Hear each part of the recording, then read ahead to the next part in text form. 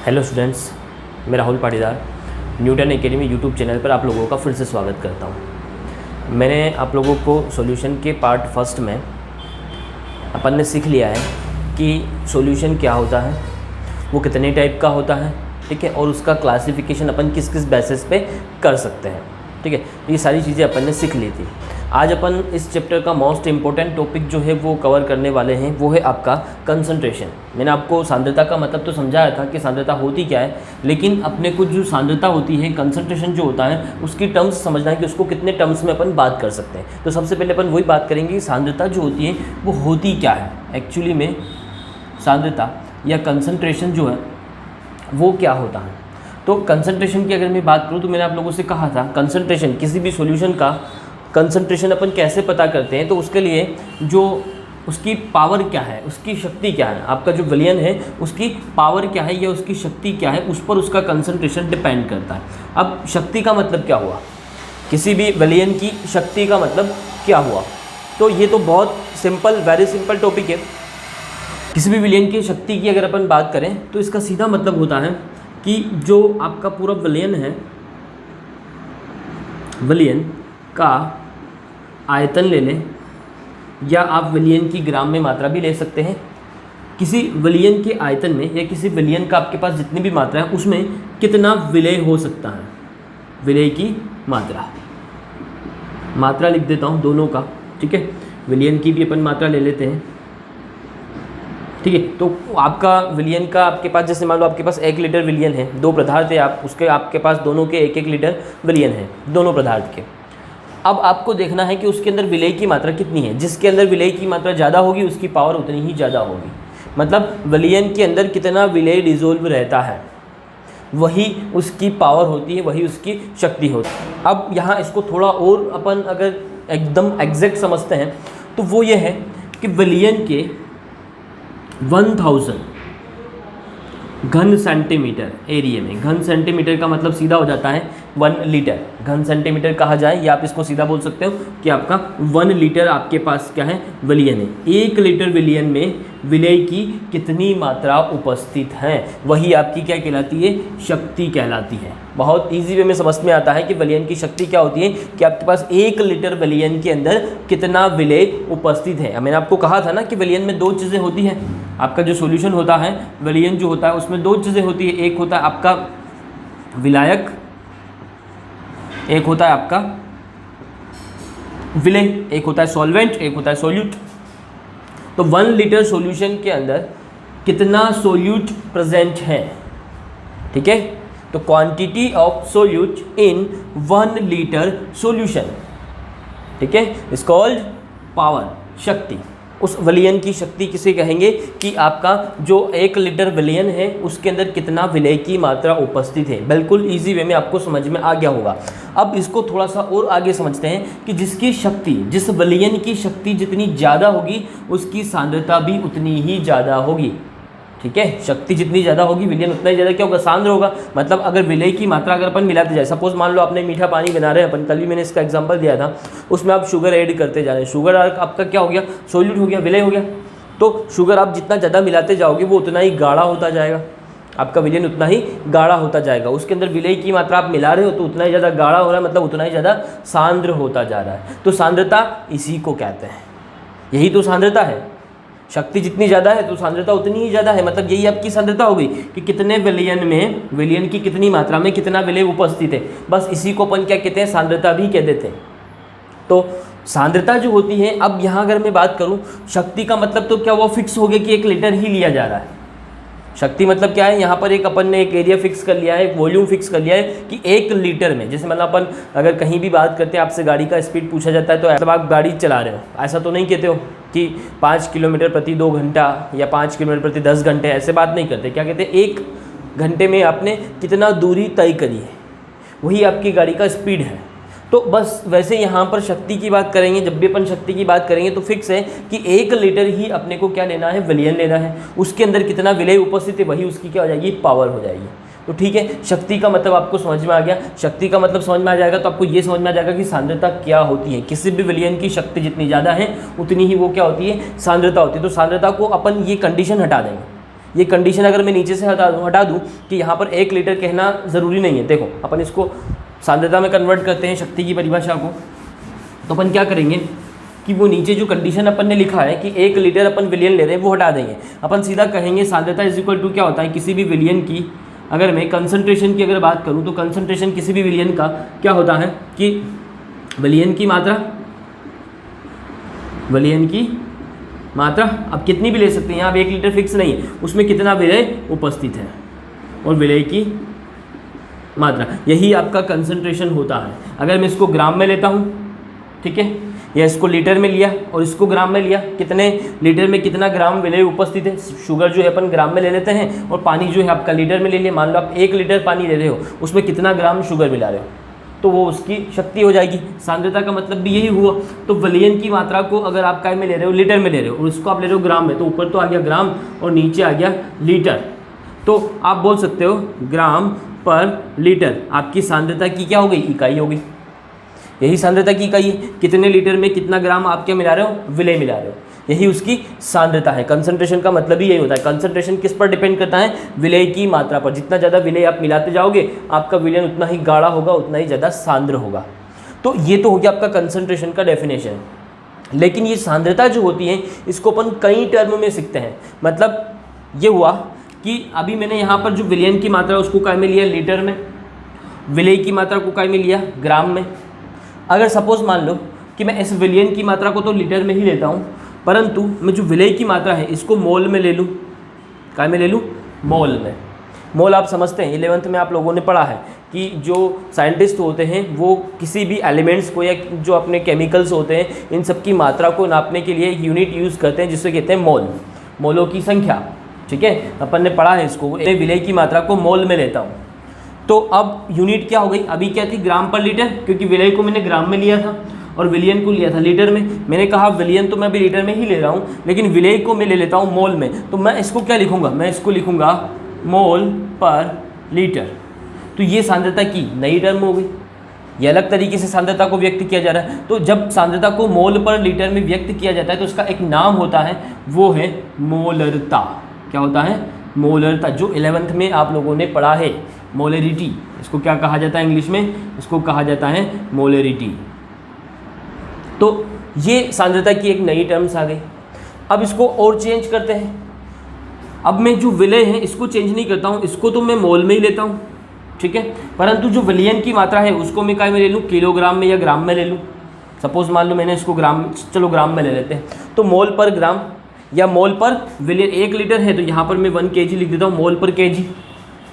ठीक है, तो अगर मैं इस टर्म में इसको लिखता हूँ मोल पर kg में, अभी मैंने लिखा था इसको मोल पर लीटर में, अब काय में लिख दिया मोल पर kg में, तो इसका नाम चेंज हो जाएगा। अब जो सांद्रता है उसको मैंने काय में डिनोट किया है, मोलरता में है, मोलरता। ये मोलरता है, ये मोलरता है। इसको इंग्लिश में कहेंगे मोलरिटी, मोलरिटी। बस ये र का और ल का अंतर होता है इसमें, है ना। यहाँ पर रता है और यहाँ पर लता है, यहाँ पर रीटी है और यहाँ पर लिटी है।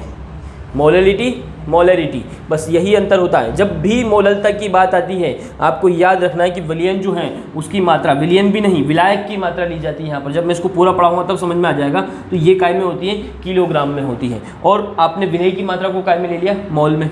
तो इस तरीके से अगर मैं बात करूं तो सांद्रता जो थी, पहले तो आपको सांद्रता समझ में आना चाहिए कि कितने विलयन में कितना विलय मिलाया गया है, वही आपकी क्या होती है, सांद्रता होती है। अब इसको डिनोट करने के, इसको डिफाइन करने के बहुत सारे तरीके होते हैं। सांद्रता को अपन कई टर्म्स में सीखते हैं। क्या क्या टर्म्स है मैं आपको सारी समझा देता हूँ यहाँ पर। अभी आपको ये समझ में आया, यूनिट चेंज होगी, उसका नाम चेंज हो जाएगा। तो सांद्रता की बात करते हैं, सांद्रता को कितनी टर्म्स में सीखेंगे अपन, और ये सारे फॉर्मूले आपको सीखना है।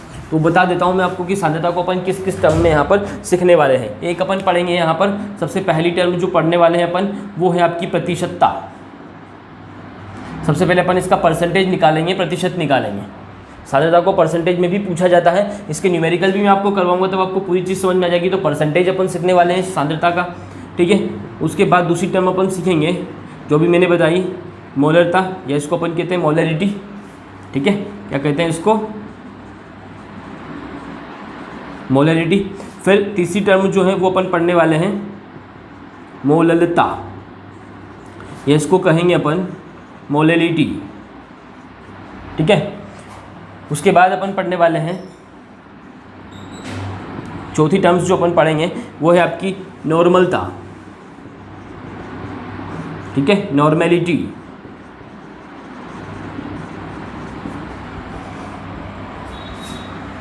फिर अपन पढ़ेंगे फिफ्थ वाली टर्म जो है फॉर्मेलिटी, फॉर्मलता, फॉर्मलता पढ़ेंगे, इसको कहते हैं फॉर्मेलिटी, ठीक है। फिर आ जाएगा आपका सिक्स वाला टर्म जो है वो होता है मोल फ्रैक्शन, मोस्ट इंपॉर्टेंट है मोल फ्रैक्शन, मोल प्रभाज, हिंदी में इसको क्या कहते हैं, मोल प्रभाज, और इंग्लिश में इसको कहते हैं मोल फ्रैक्शन। तो ये 6 टर्म्स अपने को पढ़ना है, जिसमें से जो आपकी मोललता होती है इसको अपन आगे बहुत सारी जगह यूज़ करने वाले हैं। एक अपन यूज़ करने वाले हैं मोल फ्रैक्शन, ठीक है, ये 2 चीज़ें तो बहुत ज़्यादा यूज़ होने वाली है। एक और चीज़ अपन इसमें पढ़ने वाले हैं ppm, पार्ट्स पर मिलियन। अगर मैं परसेंटेज की बात करूं तो इसको कहा जाता है पार्ट्स पर 100, ठीक है ना। परसेंटेज की जब भी बात आती है वो 100 में ही बात करते हैं, तो ये pph होता है, पार्ट्स पर 100। ऐसे ही पार्ट्स पर मिलियन भी होता है। यहाँ पर अपन जो बात करेंगे वो मिलियन में बात करेंगे, है ना, कि जो विलियन का 1 मिलियन आपके पास विलियन है उसमें कितना विलय उपस्थित है।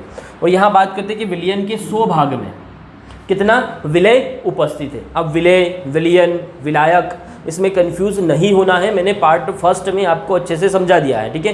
पूरा सॉल्यूशन है, उसको अपन विलियन कहते हैं। विलियन के अंदर विलय होता है और विलायक होता है। जो कम मात्रा में होता है वो विलय होता है, और विलय जो होता है उसी पर आपका पूरे सॉल्यूशन का कंसंट्रेशन डिपेंड करता है, ठीक है।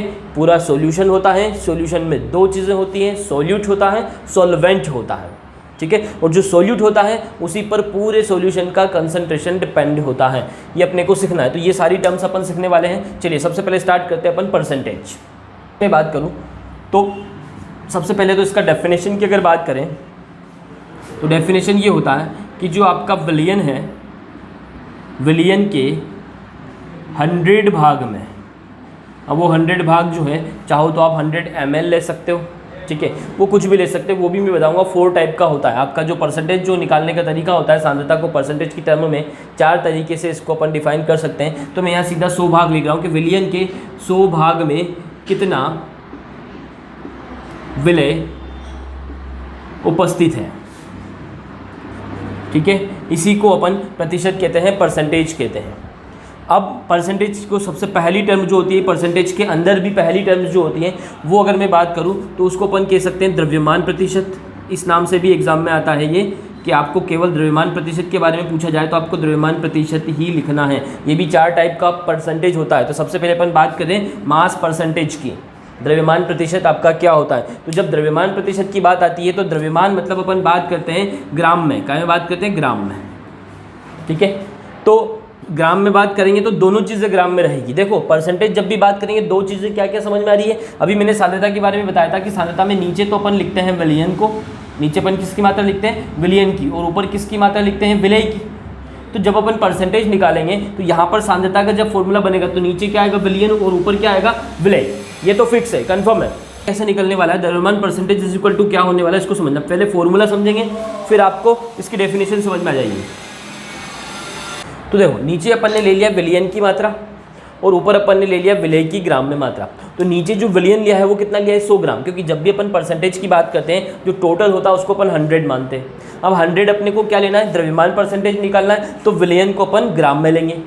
तो 100 ग्राम विलियन में, देखो डेफिनेशन कैसे बनेगा, 100 ग्राम सॉल्यूशन में प्रेजेंट सॉल्यूट की क्वांटिटी ग्राम में, विलय की मात्रा भी क्या होनी चाहिए, ग्राम में होना चाहिए। तो 100 ग्राम विलियन में उपस्थित विलय की ग्राम में मात्रा, यही आपका क्या होता है, द्रव्यमान परसेंटेज होता है। अब ये तो द्रव्यमान परसेंटेज है। प्रतिशत के लिए एक चीज़ और आपको याद रखना है कि जब भी अपन परसेंटेज निकालेंगे मल्टीप्लाई कर देंगे 100 का, 100 भाग में आपको निकालना है कि 100 भाग में कितना होता है। तो यहाँ भी अपन 100 ग्राम लेते हैं और अपन यहाँ पर मल्टीप्लाई भी क्या करते हैं, 100 का मल्टीप्लाई करते हैं परसेंटेज निकालने के लिए। तो ये आपका द्रव्यमान प्रतिशत हो गया। तो जब भी आपको द्रव्यमान प्रतिशत की बात की जाती है, इसको अगर अपन बात करें तो डिनोट करते हैं W/W से, वेट बाय वेट, ठीक है, दोनों जगह अपन ने द्रव्यमान लिया तो इसको वेट बाय वेट कहा जाता है। तो यहाँ पर विलेय की जो ग्राम में मात्रा है, देखो विलेय है, विलेय को मैंने कहा था अपन बी मान लें, तो ये आपका हो जाएगा WB, है ना। नीचे मैं लिख देता हूँ अलग से फिर से, ये हो जाएगा WB, और नीचे विलयन की ग्राम में मात्रा है तो ये हो जाएगी WA प्लस WB, क्योंकि विलयन में तो दोनों चीज़ें होती हैं, विलेय भी होता है और विलायक भी होता है। तो विलायक को अपन क्या लेते हैं, देखो मैंने आपसे कहा था कि विलेय की ग्राम में मात्रा, विलेय की ग्राम में मात्रा, तो विलेय की ग्राम में मात्रा को अपन लिखते हैं WB से, विलेय को अपन ने B लिया था तो अपन लिख देते हैं WB। और यदि अपन विलायक की ग्राम में मात्रा की बात करें तो मैंने विलायक के लिए कहा था कि अपन इसको क्या मान लेंगे, WA, विलायक को A मान लो, विलेय को B मान लो, तो अपने को यहाँ पर कंफ्यूज नहीं होता क्योंकि दोनों के लिए W लिखना है, तो अपन कंफ्यूज हो जाएंगे कौन विलायक है कौन विलेय है। तो विलेय की ग्राम में मात्रा होगी WB, और विलयन की ग्राम में मात्रा, तो विलयन में तो विलेय भी होता है और विलायक भी होता है, तो दोनों को प्लस करके लिख दो WA प्लस WB इनटू कर दो 100 का मल्टीप्लाई परसेंटेज के लिए। तो ये आपका हो गया द्रव्यमान प्रतिशत, है ना। इसको डिनोट करते हैं W/W से, इसको इंग्लिश में मास परसेंटेज भी कहते हैं, वेट बाय वेट परसेंटेज भी आप इसको कह सकते हैं, वेट में वेट, दोनों वेट में, मतलब दोनों ग्राम में मात्रा आपने लिए। तो ये तो हो गया आपका द्रव्यमान प्रतिशत। एक टर्म्स आपको समझ में आ गई परसेंटेज की, पहली टर्म्स होती है द्रव्यमान परसेंटेज। अब दूसरी टर्म्स देखते हैं क्या होती है, आयतन प्रतिशत। द्रव्यमान प्रतिशत तो हो गया, अब होता है आपका आयतन प्रतिशत। आयतन प्रतिशत क्या होता है, अब आपको उसको वॉल्यूम की बात करना है। यहाँ पर वॉल्यूम बाय वॉल्यूम भी इसको आप कह सकते हो, V/V भी इसको कहते हैं आयतन प्रतिशत को। तो आयतन प्रतिशत का मतलब क्या हुआ, इसका परसेंटेज जब भी आपको निकालना है, आयतन परसेंटेज निकालना है, वॉल्यूम परसेंटेज आपको निकालना है। सपोज मान लो आपको वॉल्यूम परसेंटेज निकालना है, तो आप क्या करेंगे, ऊपर वही आएगा विलेय का, अब ऊपर क्या जाएगा आयतन, ग्राम में मात्रा नहीं लिखेंगे, ऊपर क्या लिखेंगे विलयन का, विलेय का आयतन, और नीचे आ जाएगा विलयन का 100 ml, यानी विलयन का भी आयतन है लेकिन विलयन के 100 ml में, आप ऐसे भी लिख सकते हो कि विलयन के 100 ml में विलेय की कितनी मात्रा उपस्थित है। अगर इसका मैं परसेंटेज निकाल दूं, यानी 100 का इसमें मल्टीप्लाई कर दूं, तो आयतन प्रतिशत आ जाएगा। मतलब अब मुझे यहाँ पर विलेय को भी आयतन लेना है और विलयन का भी क्या लेना है, आयतन लेना है। अब मैंने कहा था जब अपन परसेंटेज की बात करते हैं तो विलयन के 100 भाग में, अब वो 100 भाग ml में भी हो सकते हैं और वो 100 भाग जो है वो ग्राम में भी हो सकते हैं। यहाँ पर अपन ने जो प्रतिशत की डेफिनेशन लिखी थी, यही तो लिखी थी कि विलयन के 100 भाग में, ठीक है। तो विलयन के 100 भाग में कितना विलेय उपस्थित है, सॉल्यूशंस के 100 पार्ट में कितना आपका सोल्यूट प्रेजेंट है, तो उसी को अपन परसेंटेज कहते हैं। तो ये जो 100 भाग है ये आपका वॉल्यूम भी हो सकता है और ये आपका मास भी हो सकता है। जब अपन मास की बात करेंगे तो वो मास परसेंटेज हो जाएगा, जब इसको अपन क्या मिलेंगे, वॉल्यूम मिलेंगे, तो ये वॉल्यूम परसेंटेज हो जाएगा। तो दो टाइप का परसेंटेज तो आपको समझ में आ गया। यहाँ अपन ने इसका क्या लिया वॉल्यूम, इसका भी क्या लिया वॉल्यूम, तो ये हो गया वॉल्यूम परसेंटेज, वो हो गया था आपका मास परसेंटेज। दो टाइप और अभी अपने को सीखना बाकी है। चलिए यहाँ एक चीज़ और मैं आपको क्लियर कर दूं कि जो कंसंट्रेशन जो होता है, अगर मैं इसकी बात करूँ तो दो टाइप का कंसंट्रेशन होता है। एक ऐसा कंसंट्रेशन होता है जो टेम्परेचर पर डिपेंड करता है और एक ऐसा कंसंट्रेशन होता है जो टेम्परेचर से इंडिपेंड होता है, उसको भी आप समझ लो। यहाँ अपन ने दो टाइप का पढ़ा, एक अपन ने पढ़ा वॉल्यूम परसेंटेज और एक अपन ने पढ़ा द्रव्यमान प्रतिशत, ठीक है, मास परसेंटेज। तो मास परसेंटेज को भी अगर मैं यहाँ लिखूँ, W/W परसेंटेज जो भी अपन ने निकाला उसको भी मैं यहाँ लिखूँ, तो वो था विलेय की ग्राम में मात्रा और अपोन में विलयन का 100 ग्राम, ठीक है। 100 ग्राम में विलेय की कितनी मात्रा उपस्थित है और परसेंटेज निकालने के लिए अपन ने 100 का मल्टीप्लाई कर दिया था, ठीक है। तो एक चीज़ आपको याद रखना है कि यहाँ पर जो ये द्रव्यमान प्रतिशत है, ठीक है, डिपेंड किस पे कर रहा है, नीचे वाले पे देखना है, विलयन को देखना है आपको, ऊपर विलेय को नहीं देखना है, केवल विलयन को देखना है। ये पता करने के लिए कि आपका कंसंट्रेशन जो है, सांद्रता जो है, वो टेम्परेचर पर डिपेंड कर रहा है कि नहीं कर रहा है। बात को ध्यान से समझना मैं क्या कह रहा हूँ, आपका कंसंट्रेशन जो है वो टेम्परेचर के साथ बदल रहा है या नहीं बदल रहा है, ये आपको कैसे पता चलेगा। सपोज मान लो आपसे ये दो ऑप्शन दिए गए, क्वेश्चन पूछा गया है कि आपके पास जो है कंसंट्रेशन जो है उसको आप प्रतिशत में नाप रहे हैं और एक आपका है द्रव्यमान प्रतिशत और एक आपके पास है आयतन प्रतिशत। तो आपको बताना है कि इन दोनों में से कौन सी टर्म्स, सांद्रता की कौन सी टर्म्स इन दोनों में से टेम्परेचर पर डिपेंड है और कौन सी टेम्परेचर पर डिपेंड नहीं है। तो आपको क्या देखना है, आपको उस विलयन के बारे में देखना है, कि क्या विलयन की जो मात्रा है ये टेम्परेचर से प्रभावित हो रही है। अगर ये टेम्परेचर से प्रभावित हो रही होगी, ताप से अगर प्रभावित हो रही होगी, तो आपकी जो सांद्रता है वो पूरी ताप से प्रभावित होगी। तो देखो यहाँ अपन ने लिखा है कि विलयन का 100 ग्राम, यहाँ अपन ने ग्राम में मात्रा ली है। तो क्या जो द्रव्यमान है वो टेम्परेचर पर डिपेंड करता है? नहीं करता है। गर्मी में आपका वजन अलग है या ठंड में आपका वजन अलग है, या फिर आप गर्म एरिया में जाके नापोगे तो टेम्परेचर जो आपका द्रव्यमान है वो अलग आ जाएगा, और ठंडे एरिया में जाके नापोगे तो अलग आ जाएगा। ऐसा कुछ है क्या? नहीं है। टेम्परेचर से आपके वेट पे कोई फ़र्क नहीं पड़ेगा। बहुत ज़्यादा ठंडे होके भी नापोगे तो भी वही आएगा, बहुत ज़्यादा गर्म होके नापोगे तब भी वही आएगा। मतलब जो टेम्परेचर है उससे द्रव्यमान प्रभावित नहीं होता है। मतलब ये वाली जो सांद्रता है, यानी अपन ने जो मास द्रव्यमान परसेंटेज जो अपन ने निकाला है वो आपका टेम्परेचर से प्रभावित, ताप से प्रभावित नहीं होता है। लेकिन किसी भी पदार्थ के आयतन की अगर मैं बात करूं तो वो टेम्परेचर से प्रभावित होता है। बढ़ाने से, मैं सीधी सी बात करूं, साइंटिफिक तरीके से अगर बात करें तो टेम्परेचर बढ़ाने से अणुओं की गति बढ़ जाती है, अणुओं की दूरी बढ़ जाती है, थोड़ी सी आयतन जो होता है वो ज़्यादा हो जाता है। तो आयतन जो है, वॉल्यूम जो है वो टेम्परेचर से इफेक्ट होता है, इफेक्टेड है। मतलब आपका आयतन प्रतिशत जो है ये आपका क्या है? ताप से प्रभावित होता है, ताप से प्रभावित होता है। परंतु आपका जो द्रव्यमान प्रतिशत है ये टेम्परेचर से इंडिपेंडेंट है, इस पर टेम्परेचर का कोई इफेक्ट नहीं पड़ता। चलिए, तो परसेंटेज की दो टर्म्स आपको समझ में आ गई, एक द्रव्यमान प्रतिशत आपको समझ में आ गया और एक आयतन प्रतिशत आपको समझ में आ गया। दो और चीज़ें अपने को समझना है, मास बाय वॉल्यूम परसेंटेज, आयतन में द्रव्यमान प्रतिशत, कितने आयतन में कितना द्रव्यमान उपस्थित है। अब चेंज हो गया, पहले दोनों आयतन थे, फिर दोनों द्रव्यमान आए, अब यहाँ आयतन में द्रव्यमान प्रतिशत है। तो बहुत सिंपल है, कुछ नहीं करना। जब इस टाइप का आपको परसेंटेज निकालना है तो देखो इसको अपन कैसे लिखते हैं, W/V, आयतन में द्रव्यमान प्रतिशत, ठीक है, volume, mass by volume percent. तो वॉल्यूम में आपका कितना द्रव्यमान उपस्थित है, मतलब सीधा हुआ। जब इस भी टाइप का परसेंटेज आपको निकालना है, इसको W/V से अपन डिनोट करेंगे और क्या हो जाएगा, यहाँ पर बहुत सिंपल, नीचे आता तो विलयन ही है, लेकिन विलयन का आपको कितना लेना है, 100 ml लेना है। 100 ml विलयन में विलय का कितना ग्राम उपस्थित है, विलय की ग्राम में मात्रा, और परसेंटेज निकालने के लिए 100 का मल्टीप्लाई कर दो। तो ये हो गया, पहले दोनों ग्राम में थे, दोनों आयतन में आ गए, वॉल्यूम में आ गए। अब यहाँ पर एक वॉल्यूम में है और एक आपका ग्राम में है, तो आपका हो गया आयतन में द्रव्यमान प्रतिशत। तो विलयन के 100 ml में विलय की कितनी ग्राम उपस्थित है और उसमें आप 100 का मल्टीप्लाई कर दो तो परसेंटेज निकल जाएगा। तो ये आ गया आपका आयतन में द्रव्यमान प्रतिशत। एक इसका उल्टा कर दूँ, एक इसका उल्टा क्या हो जाएगा, द्रव्यमान में आयतन प्रतिशत, इसको भी चेंज कर दिया अपन ने, द्रव्यमान में आयतन प्रतिशत। मतलब आप इसको क्या लिखोगे, volume, volume by mass percentage. मतलब आप यहाँ जो है नीचे आ जाएगा वेट और वी, इसको ऐसे अपन डिनोट करेंगे। इस परसेंटेज की बात करें तो चेंज कर दो, इसमें चेंज क्या करोगे, देखो फॉर्मूला क्या बन जाएगा आपका, नीचे तो आपका वही आता है विलयन, तो नीचे आ जाएगा विलयन की या विलयन का 100 ग्राम, 100 ग्राम विलयन में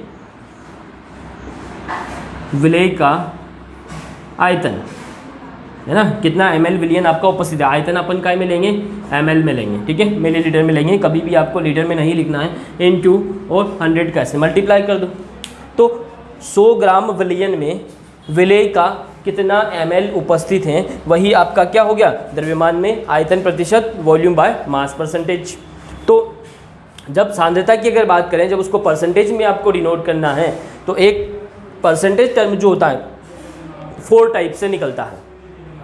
दोनों वॉल्यूम में हो, दोनों का मास हो, एक वॉल्यूम एक का मास, फिर यहाँ पर दूसरे का अपन ने मास ले लिया और पहले वाले का वॉल्यूम ले लिया। तो इस तरीके से 4 हो गए। इनको ज़्यादा रटने का जरूरत नहीं है, आपको लोड लेने का भी जरूरत नहीं, बहुत सिंपल वे में आप परसेंटेज निकाल सकेंगे। जब मैं आपको न्यूमेरिकल कराऊंगा तो आपसे पूछा जाएगा, उसमें स्पष्ट लिखा हुआ रहेगा कि आपको जो कंसंट्रेशन दिया गया है उसको द्रव्यमान में आयतन परसेंटेज निकालना है, या आयतन में द्रव्यमान परसेंट निकालना है, या केवल मास परसेंटेज कहा जाएगा, या फिर वॉल्यूम परसेंटेज कहा जाएगा। जब वॉल्यूम परसेंटेज कहा जाए तो दोनों का वॉल्यूम ले लो, जब मास परसेंटेज कहा जाए तो दोनों का मास ले लो, और जब आपसे कहा जाए कि आयतन में द्रव्यमान प्रतिशत, तो आपको याद रखना आयतन में कहा गया है, मतलब आयतन यानी वॉल्यूम, बाय वॉल्यूम कहा गया है। या तो हिंदी में बात करें तो आयतन में कहा जाएगा, इंग्लिश में बाय वॉल्यूम। तो आपको याद रखना है कि विलियन को आपको क्या लेना है, ml में लेना है।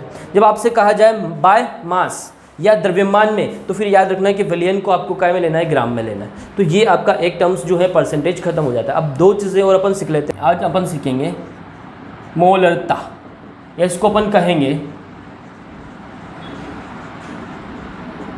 मोलरिटी, और एक अपन सीखेंगे मोललता, या इसको कहेंगे मोललिटी। ठीक है, रता और लता का अंतर है, दोनों में क्या डिफरेंस है उसको समझ लेते हैं। सबसे पहले बात करते हैं अपन मोलरिटी की, मोलरता की बात करते हैं। तो ये बहुत सिंपल है, विलियन की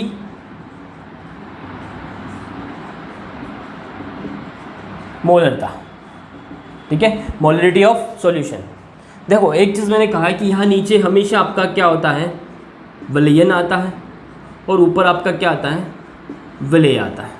ठीक है, ये तो आपको कंफर्म याद रखना है। बस आपका इसमें चेंज होने वाला है, जितने भी टर्म्स अपन कंसंट्रेशन के पढ़ने वाले हैं उन सब में केवल ये मोललता सबसे अलग है, बाकी सब में आपको बिल्कुल कंफ्यूज नहीं होना है। नीचे जब आप बात कर रहे हो किसकी, विलियन की, तो विलियन ही आना है और ऊपर आपका विलेय ही आना है। लेकिन यहाँ चेंज होता है, क्या चेंज होता है उसको भी सीखेंगे, पहले यहाँ समझ लेते हैं। देखिए जब भी आपसे कहा जाए मोलरता या कहा जाए कि मोलरिटी का डेफिनेशन लिखो, तो पहले फॉर्मूला समझ लो, डेफिनेशन ऑटोमेटिकली आपको समझ में आ जाएगा। विलियन की मोलरता, तो मोलरता की जब भी बात करेंगे तो नीचे अपन लिखेंगे विलियन का लीटर में आयतन,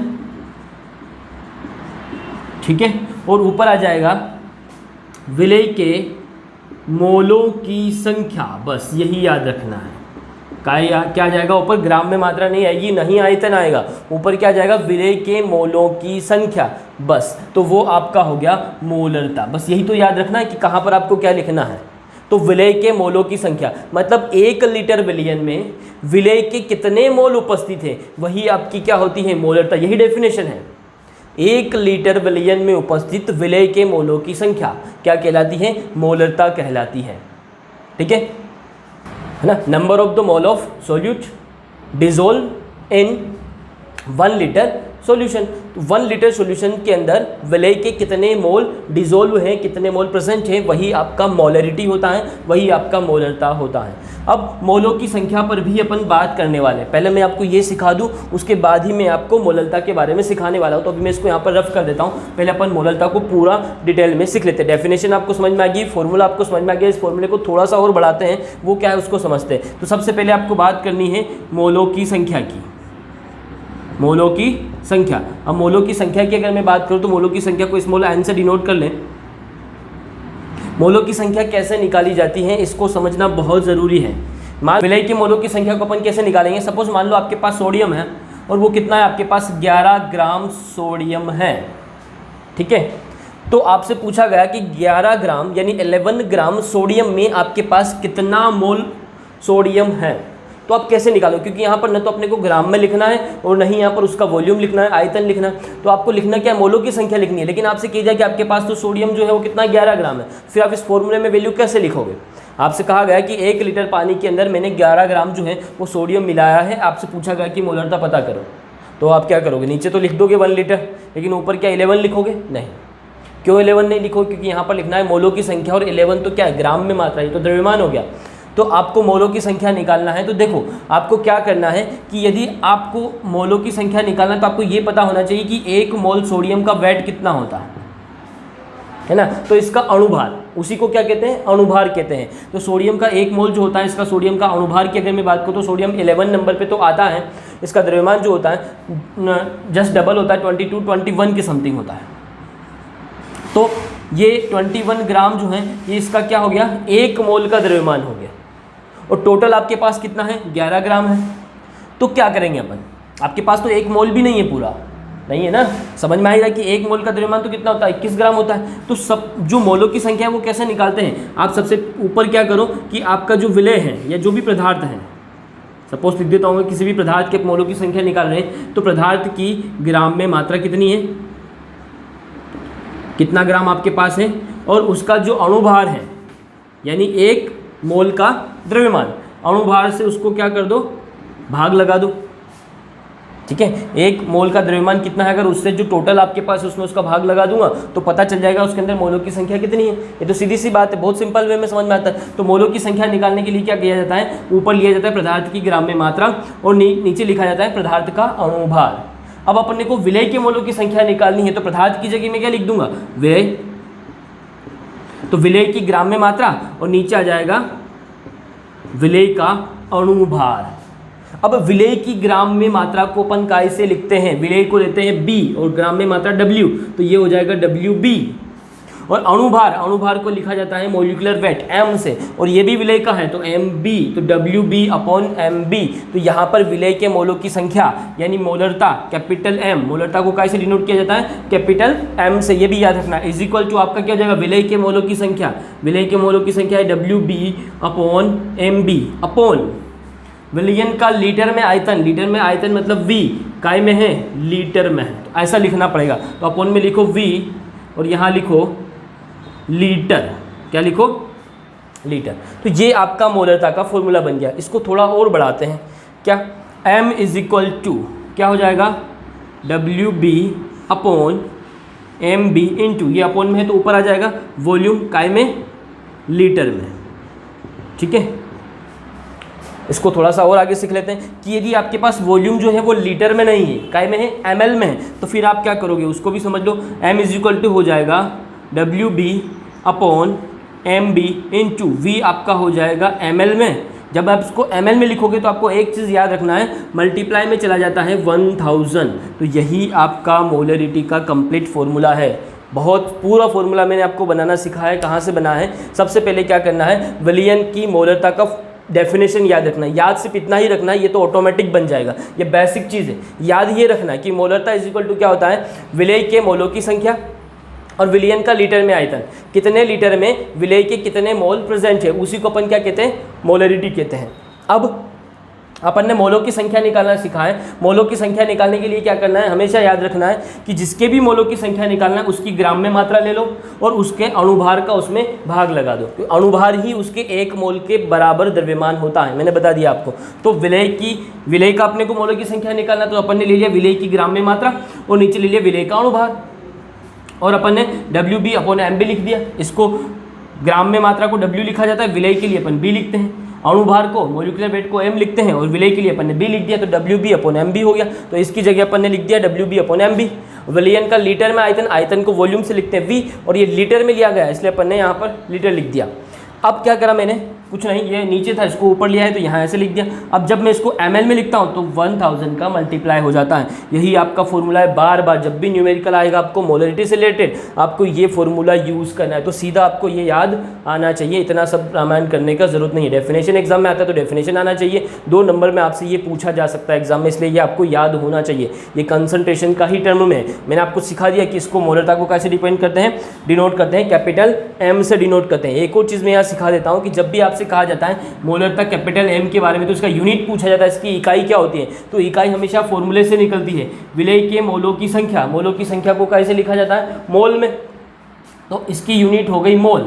ठीक है, और नीचे विलयन अपन ने काय में लिया है, लीटर में लिया है, लीटर में लिया है वॉल्यूम को, तो नीचे अपन लिख देंगे लीटर या ml, जो भी लिखना चाहे, लीटर लिख दो, तो मोल पर लीटर, मोल पर लीटर आपका क्या हो गया, यूनिट हो गया, किसका, मोलरता का। तो इसमें याद रखने वाली चीज़ क्या क्या है, आपको इसकी इकाई याद होना चाहिए, इसको काय से डिनोट करते हैं, कैपिटल M से, इसका फॉर्मूला और इसका डेफिनेशन और ये वाला फॉर्मूला, इतना आपको इसके बारे में याद होना चाहिए। तो ये मोलरता याद कर लोगे तो बाकी की जितनी भी टर्म्स हैं वो इसके बेसिस में आपको सारी याद करवा दूंगा। एक चीज़ को पूरा डिटेल समझो, बाकी ऑटोमेटिक आपकी हो जाएगी। अब मोलरता हो गया तो मोलरता को भी सीख लो। मोलरिटी, इसको देखो क्या होता है, इसका डेफिनेशन समझो। सबसे पहले फॉर्मूला समझोगे, डेफिनेशन याद हो जाएगा, सब कुछ है। इसको स्मॉल m से डिनोट करते हैं, उसको मोलरता, इसको स्मॉल m से डिनोट किया जाता है। और यही एक ऐसा टर्म्स है कंसंट्रेशन का जिसमें यहाँ पर नीचे विलयन नहीं आता है, यहाँ पर आता है विलायक, यानी यहाँ पर आपका सॉल्वेंट आता है। और लीटर में आयतन नहीं आता है, यहाँ आता है विलायक की किलोग्राम में मात्रा। ठीक है, या विलायक का 1 kg भी लिख सकते हो आप द्रव्यमान। तो विलायक की किलोग्राम में मात्रा, और ऊपर चेंज नहीं होता, यहाँ पर ऊपर वही रहता है विलेय के। जब भी आगे शब्द आ गया मोल, मतलब सीधी बात है कि आपको विलेय को काय में लेना है, मोल में लेना है, उसकी संख्या लेना है। तो विलेय के मोलों की संख्या, उसमें भी तो यही आया था, उसमें भी यही था आगे मोल, मोलरता, उसमें भी आगे क्या था, मोल था। तो अपन ने विलेय के मोलों की संख्या ले ली। बस ये रता से आपको याद रखना है कि उसमें नीचे आता है कि विलयन का लीटर में आयतन, और जब भी आपकी मोललिटी आती है, ऊपर तो मोल ही है, मतलब विलेय के मोलों की संख्या ही है, लेकिन नीचे यहाँ पर आपका क्या जाएगा, विलयन की, विलायक की ग्राम में मात्रा। विलयन नहीं आएगा, क्या आएगा, विलायक की ग्राम में मात्रा। बस अब इस फॉर्मूले में आप वैल्यू रख दो। अब यहाँ डेफिनेशन क्या हो गया, विलायक के 1 किलोग्राम में उपस्थित विलेय के मोलों की संख्या। ठीक है,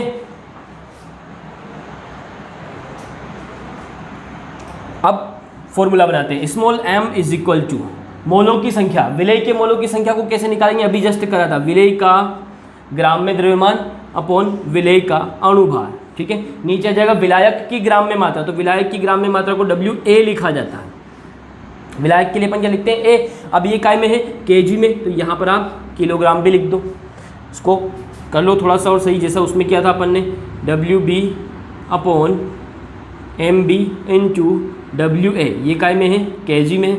यहाँ पर भी सेम वही काम है, अगर ये किलोग्राम में है तब तो कोई बात नहीं, लेकिन इसको जब आप ग्राम में रहते हो तो आपको 1000 का मल्टीप्लाई कर देना है। तो small m is equal to WB upon MB into WA। अब ये काय में है, ग्राम में है, तो आप क्या करेंगे, इसमें 1000 का मल्टीप्लाई कर देंगे, और ये आपका फॉर्मूला बन गया, और ये आपका हो गया मोललिटी। तो मोलरिटी याद रहेगा तो मोललिटी भी याद रहेगा, बस इसी में नीचे विलायक आता है, बाकी सब में नीचे विलयन ही आएगा। जितनी भी टर्म्स अपन सीखने वाले सब में विलयन आएगा, इसलिए आपको एक ही जगह याद रखना है तो कन्फ्यूज़न नहीं होगा, और वो भी किलोग्राम में आने वाला है। तो चलिए आप मोलरता को अच्छे से पढ़ लेना, जो मैंने सिखाया है बेसिक पूरा अच्छे से कर लेना, ये टर्म्स अच्छे से कर लेना, क्योंकि पूरे चैप्टर में ये यूज़ होने वाले हैं। इसका बहुत ज़्यादा यूज़ है मोललिटी का, मैंने अभी जस्ट कहा आपसे। अपन जब वहाँ पर पढ़ेंगे बॉइलिंग पॉइंट, एलिवेशन, ठीक है, फ्रीजिंग पॉइंट, डिफ्यूजन्स, तो ये सारी चीज़ों में काम आने वाला है। ठीक है, मिलते हैं कल की क्लास में।